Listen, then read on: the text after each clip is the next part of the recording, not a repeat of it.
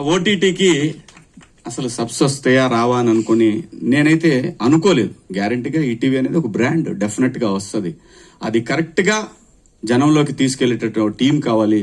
ఆ టీం బాపినీడి గారి ఆధ్వర్యంలో నితిన్ గారు, అలాగే సోదరుడు సాయి గారు, వీళ్ళ టీం మొత్తం టీం అందరూ కూడా మంచి యంగ్ బ్యాచ్ అనమాట.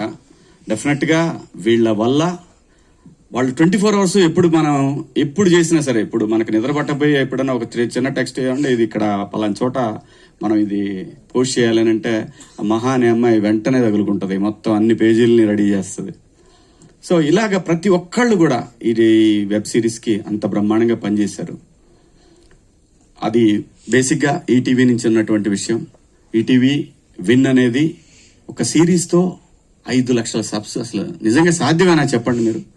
ఎంత పెద్ద పెద్ద స్టార్స్ చేసిన దానికి కూడా 70-80 వేలు రాలేదు అంటే, అలాగని ఇందులో పనిచేసిన స్టార్స్ ఎవరు కూడా స్టార్స్ కాదు.